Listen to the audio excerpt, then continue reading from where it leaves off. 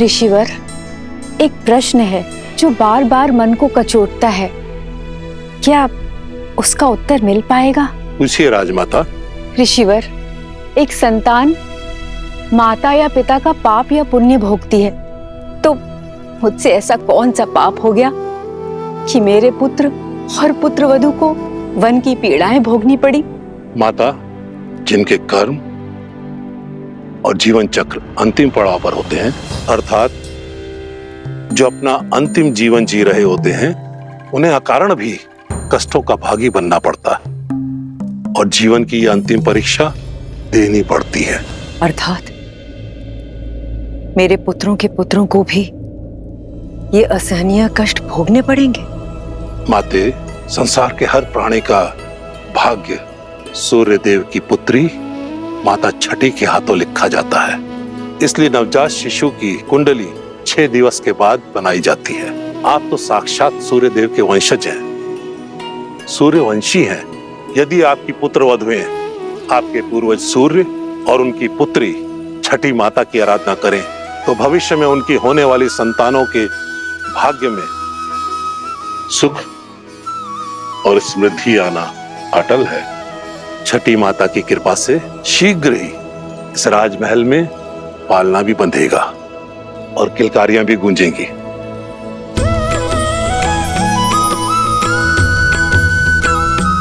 महर्षिवर, हम सभी बहनें छठी माता की पूजा अवश्य करेंगे। ऋषिवर, इस मन में मैं संदेह लेके आई थी, उस मन में आस भरने के लिए बहुत बहुत धन्यवाद।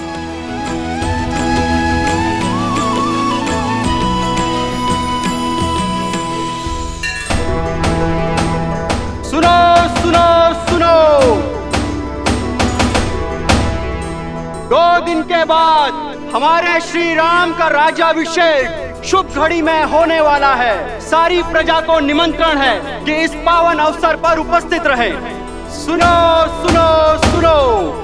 पूरा नगर पलके बिछाए आपका इंतजार कर रहा है। सभी के मुख पर आपका इनाम, आप ही के द्वारा स्थापित होने वाले सुराज्य की बात है।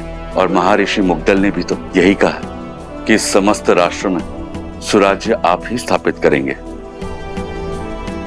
किंतु ये सुराज्य है क्या? माना कि वानर हूं, लेकिन किष्किंधा का राजा भी तो हूं। कल उठ के ये सारा भार अंगद को ही तो संभालना है मेरे बाद। जानना चाहता कि सुराज्य है क्या? अर्थ बताइए प्रभु। हाँ प्रभु, अर्थ बताइए। जय श्री राम, जय श्री राम।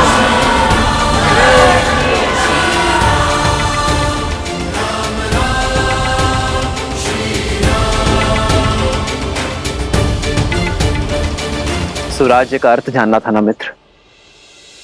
सुख, समृद्धि, रक्षण और न्याय,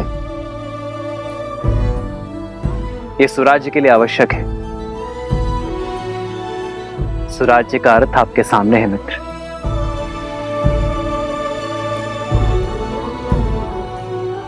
प्रजा के मुख पर जब खुशी हो, क्या वही स्वराज्य कहलाता है? जब राजा को देख प्रजा के मुख पर प्रसन्नता हो, वो सामान्य राज्य है।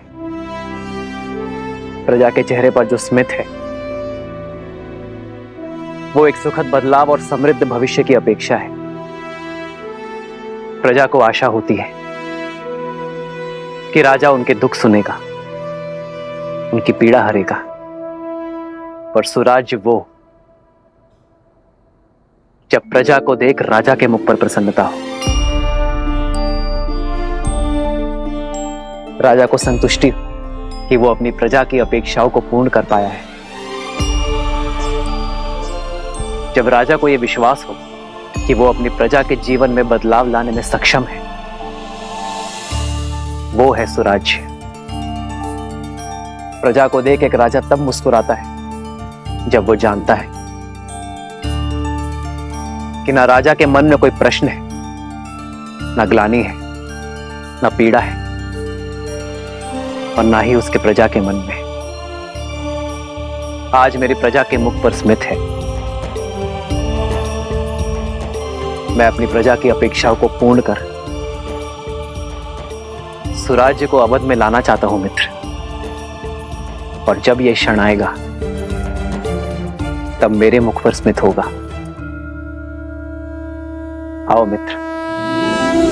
जय श्री राम, जय श्री राम, श्री राम, श्री राम, जय श्री राम,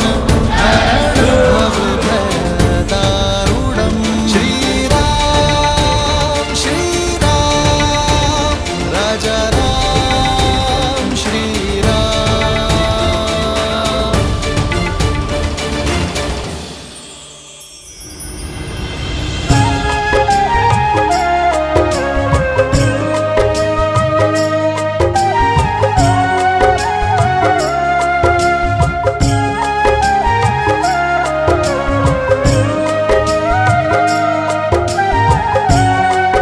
सीता दीदी, हमारे पग को कष्ट ना हो इसलिए ये सारा प्रयास हनुमान जी हमारे लिए कर रहे हैं, किंतु हमें ये सब भा नहीं रहा। हनुमान केवल हमारे लिए नहीं कर रहा है श्रुत कीर्ति, हमारे पीछे हमारी प्रजा की स्त्रियां भी हैं।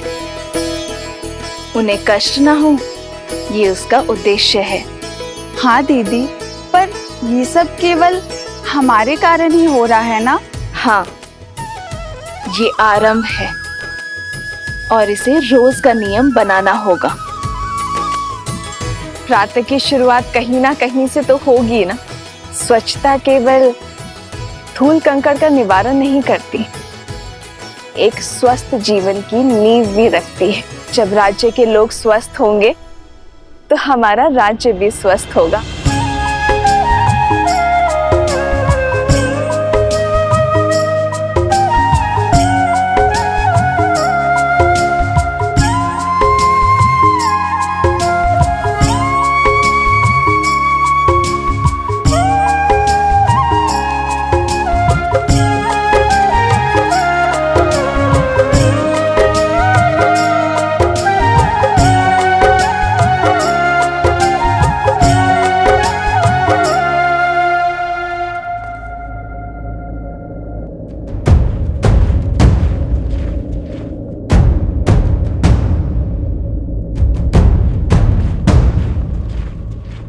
जिस दिन का स्वप्न मैं वर्षों से देख रहा था, वो दिन भव्य और गरिमापूर्ण होगा।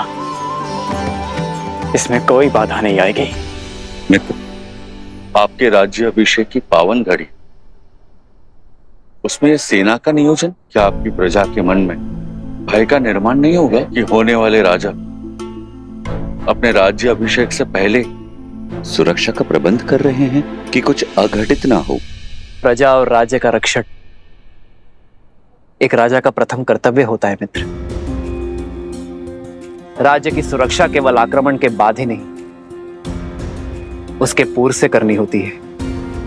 राज्य की सेना एक अन्यायी शासक के राज्य में प्रजा के मन में भय उत्पन्न करती है, तो वही राज्य की सेना एक न्यायपूर्वक शासक के राज्य में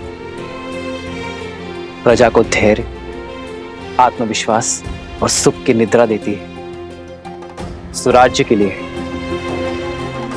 राज्य और प्रजा की रक्षा हेतु सतर्क रहना अति आवश्यक है मित्र। जब प्रजा के मन में रक्षण का भय ना हो तो प्रत्येक व्यक्ति अपने कार्य का निर्वहन अधिक कार्यक्षमता के साथ करेगा। इससे राज्य सुख और समृद्धि के मार्ग पर चलेगा मित्र।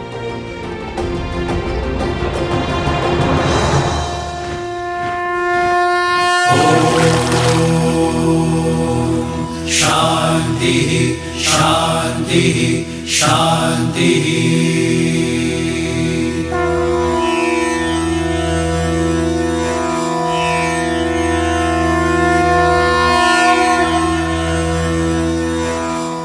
हे सूर्यदेव, रघुवंश की कुल वधु की आराधना और आभार स्वीकार करें।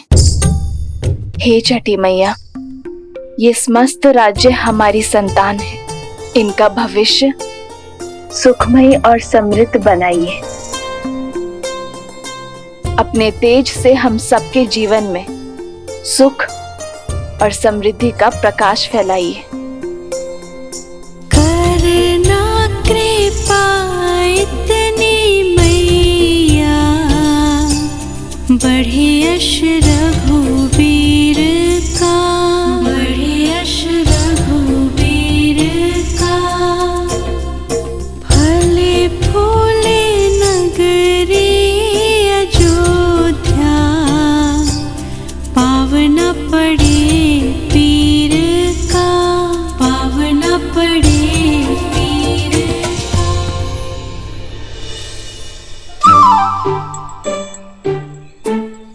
कौन है ये उद्दंडी?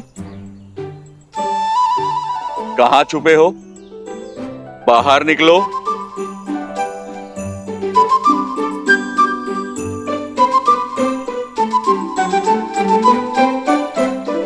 क्षमा कीजिए प्रभु। किस बात की क्षमा? वो हमारी गेंद आपको क्षति पहुंचाएगी। इसका दंड तो अवश्य मिलेगा, किंतु दंड से पहले एक बात जानना आवश्यक है कि किसी भी क्रीड़ा में ये विशेष ध्यान रखा जाए कि किसी को हानि ना हो, किसी को क्षति ना पहुंचे। जी प्रभु, हम दंड के लिए तैयार हैं। पहले वचन दो कि इस बात का ध्यान रखोगे। हम वचन देते हैं, अवश्य ध्यान रखेंगे। तो अब दंड के लिए सज्ज हो जाओ। अपना हाथ आगे करो।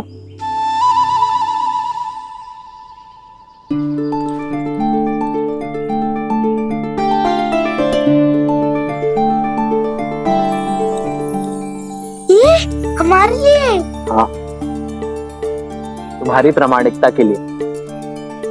तुम दोनों छुपकर भाग भी सकते थे, परंतु तुम बुलाने पर आए, अपनी भूल स्वीकार कर दंड का सामना भी किया। यही प्रामाणिकता जीवन भर बनाए रखना। चलो अब एक और खेल खेलते हैं।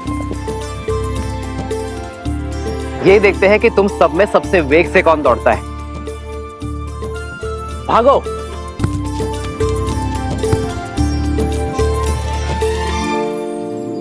मित्र, राजा का धर्म तो सेवा है। आपने जो इनको ये धन दिया, ये ना लगे कि आप अपने धन का प्रदर्शन कर रहे हैं। जब राजा अपने स्वर्ण और रत्न का प्रदर्शन करता है, तब प्रजा का राज्य के प्रति शक्ति और सामर्थ्य बढ़ता है। मित्र, एक राजा के लिए रत्न प्रदर्शन जितना आवश्यक है, उतना ही घातक धन का मोह है। जब राजा अपनी संपत्ति को लेकर निर्मोही होगा, तभी वो राज्य को सुराज्य की ओर ले जा पाएगा।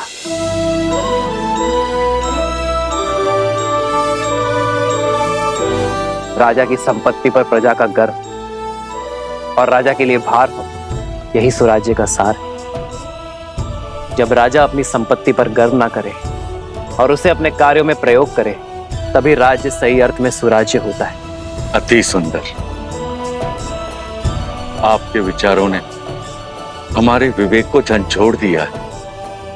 आपके ही मार्गदर्शन से अब से किष्किंधा में भी सुराज्य होगा, राम राज्य का परचम लहराएगा।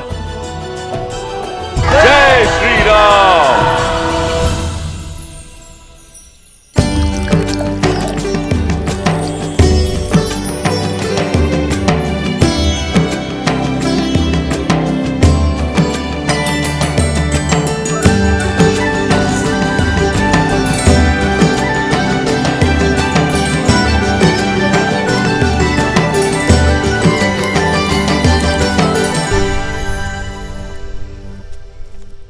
अपराधी हो तुम सब।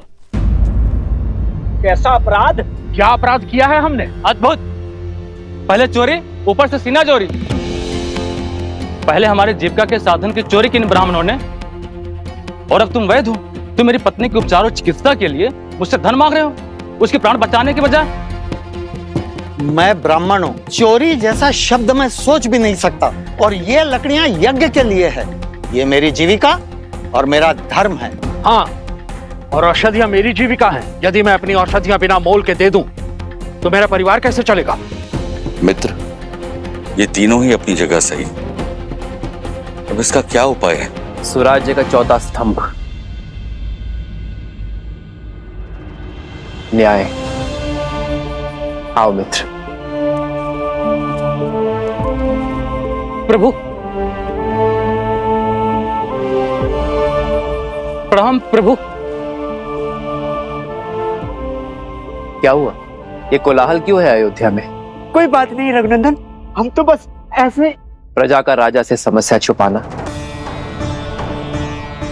राजा की हार और राज्य के पतन का सूचक है। निसंकोच कहिए। प्रभु, पूरे दिन सूर्य के ताप में जलकर गिरी हुई लकड़ियां एकत्रित की थी, परंतु बीच में हमारी कुल्हाड़ी टूट गई। हमने लकड़ियां सूखने के लिए छोड़ दी थी, सोचा इन्हें बेचकर पुनः अपना कार्य प्रारंभ करेंगे, किंतु इन ब्राह्मणों ने हमारी लकड़ियों का उपयोग यज्ञ में कर लिया। प्रभु प्रभु, शास्त्रों के अनुसार स्वयं गिरी हुई लकड़ियों का उपयोग केवल यज्ञ में ही किया जाता है। अब आप ही बताइए, शास्त्र नीति का पालन करके हमने क्या अपराध किया है, पाप किया है? यहाँ किष्किंधा के राजा मेरे मित्र वानर राज सुग्रीव उपस्थित है। क्यों ना वो इस समस्या का हल बताए।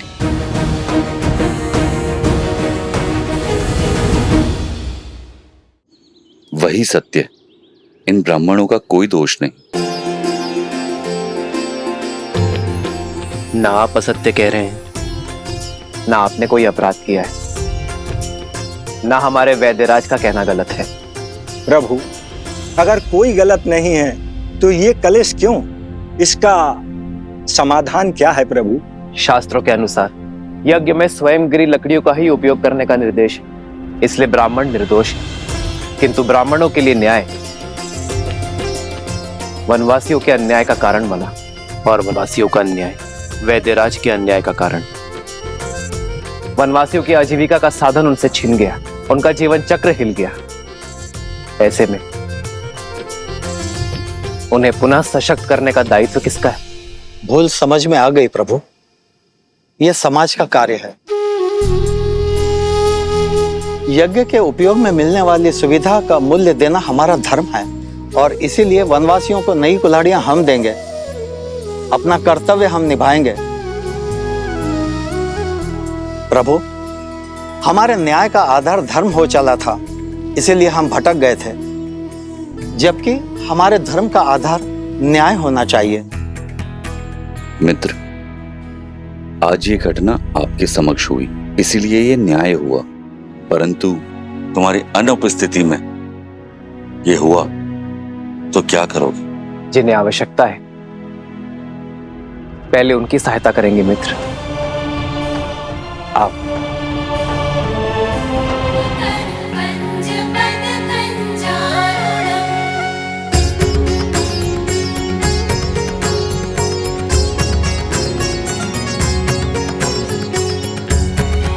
मृत्यु अवश्य ही परमात्मा के हाथ में है, किंतु जब किसी की मृत्यु को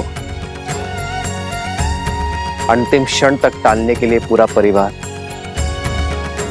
अपितु पूरा समाज जुट जाए,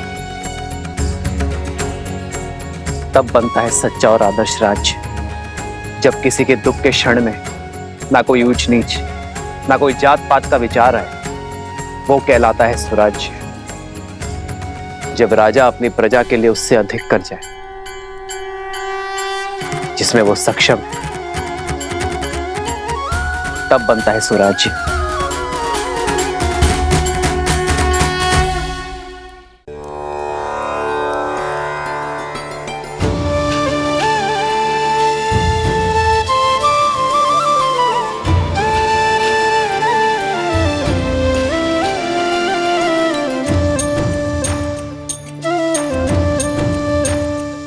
नहाए खाए के अर्थात स्नान और भोग के साथ छठ पर्व का पहला दिन प्रारंभ होता है। इस भोग को खाने के बाद हमें 36 घंटों का व्रत रखना होगा, अर्थात परसों भोर।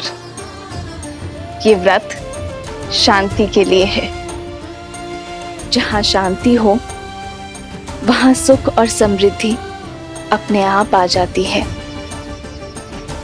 ये राज्य मेरा परिवार है और इसकी शांति की कामना करती हूँ मैं छठी माँ।